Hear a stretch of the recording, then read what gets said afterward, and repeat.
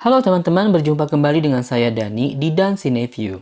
Di video ini, sesuai dengan judul, saya akan merangkum plot film seri dari Marvel yaitu Falcon and the Winter Soldier. Film seri ini baru saja tayang episode 1 beberapa hari yang lalu di layanan film streaming populer yaitu Disney Plus Hotstar.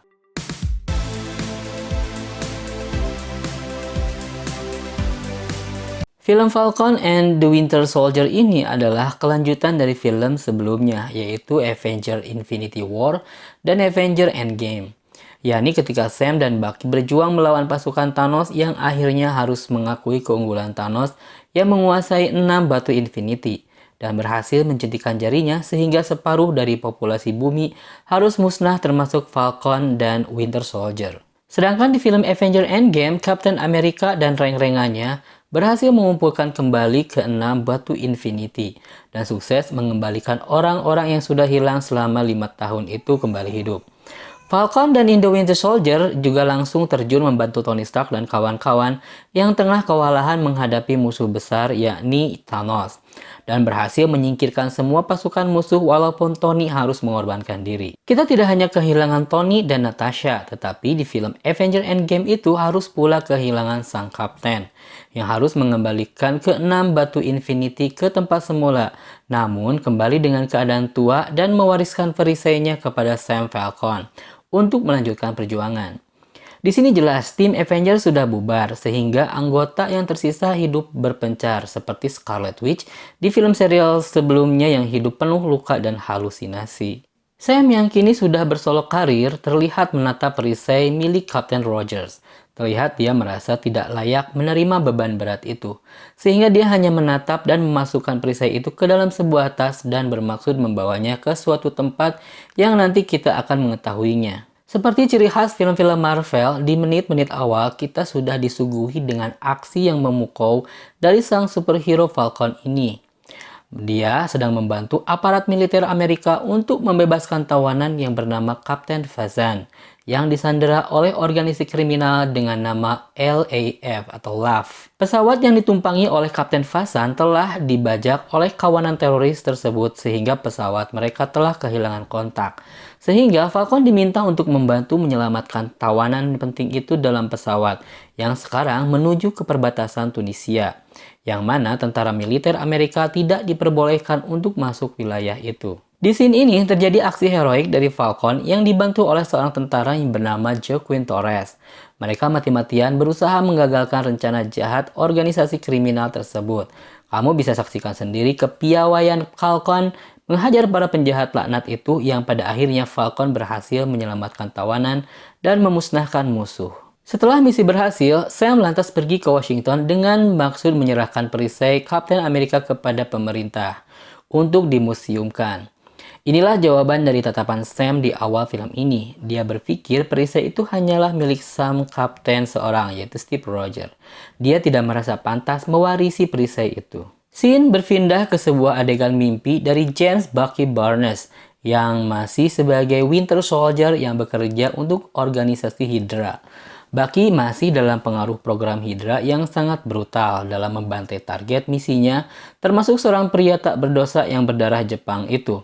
Di sini terlihat Bucky masih dalam pengawasan psikiater dari instansi pemerintah Amerika karena dianggap jiwanya masih labil.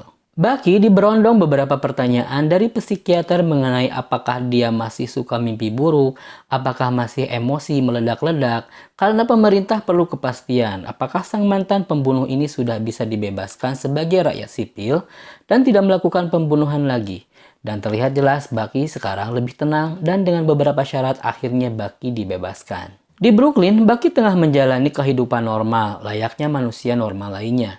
Kini, Bucky mempunyai teman seperti Pak Yori, seorang kakek-kakek asal Jepang. Sang kakek sangat baik pada Bucky, sampai-sampai Bucky dicarikan pacar di sebuah kedai minuman, yakni seorang gadis pramusaji. Di tengah asyik minum, sang kakek curhat pada Bucky bahwa dia teringat sang anak yang dulunya bekerja sebagai konsultan dan bekerja di luar negeri.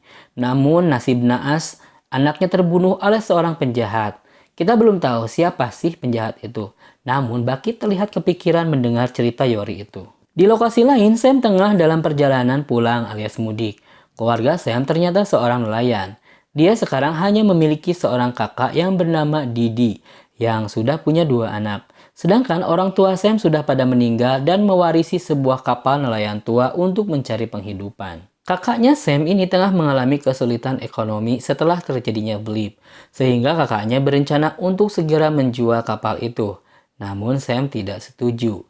Dia mencoba untuk membantunya mendapatkan pinjaman ke bank. Sang kakak pun akhirnya setuju walaupun dengan berat hati. Kembali ke si Baki yang sekarang sedang mencoba untuk ngedate sama seorang gadis pramusaji sembari membawakan dia bunga. Mereka ngobrol ngalor ngidul sembari bermain papan game. Sang gadis sejenak membicarakan Pak Yori yang sekarang tengah bersedih karena anaknya meninggal. Karena dibunuh oleh seorang penjahat. Baki yang penasaran siapa sih anak Pak Yori itu? Apakah orang yang dia bunuh ketika masih menjadi tentara Hydra? Baki pun lantas pergi dan segera menemui Pak Yori di kamarnya. Dan benar saja, anaknya Pak Yori adalah orang yang dia bunuh waktu itu. Kembali ke Sam yang tengah berusaha menolong kakaknya yang sedang kesulitan keuangan. Dengan membuat janji temu dengan seorang banker. Namun sayang, usahanya tidak membuahkan hasil karena pihak bank menolak pengajuan Sam karena usaha yang dijalankan kakaknya terlihat tidak menguntungkan sehingga bank takut kena kredit macet.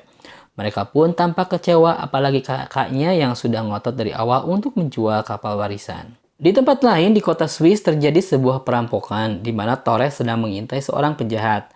Si penjahat berhasil menggondol 2 tas besar berisi uang dan terlihat si penjahat sangat kuat. Kita belum bisa mengenal sosok penjahat itu karena dia memakai topeng. Torres berusaha menangkap penjahat itu tetapi sepertinya dia bukan tandingan Torres sehingga Torres dibikin babak belur hingga pingsan. Sam yang tengah berdebat sengit dengan kakaknya karena pengajuannya ditolak pihak bank, tiba-tiba dia mendapat sebuah panggilan di handphonenya. Sesuai terkaan saya yang menghubungi Sam adalah si Torres. Dia melaporkan kejadian perampokan di Swiss dengan memperlihatkan video rekamannya pada Sam. Sangat jelas bahwa penjahat ini bukan manusia biasa alias punya kekuatan super. Setelah selesai percakapan, tiba-tiba kakaknya Sam muncul dan menyalakan TV yang ternyata ada berita pengumuman dari Departemen Pertahanan Amerika. Ternyata mereka mengumumkan pengganti dari Steve Rogers, yaitu pengganti sang Kapten Amerika. Hal ini membuat Sam kaget bukan kepalang. Dia menyerahkan perisai itu bukan untuk diberikan kepada orang lain. Ini malah diberikan pada seseorang yang entah apa pertimbangannya.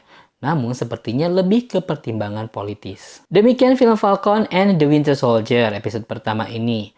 Menarik untuk kita tunggu episode selanjutnya untuk menguak siapakah Kapten Amerika yang baru ini dan siapakah penjahat yang mempunyai kekuatan super itu. Sampai jumpa di video selanjutnya.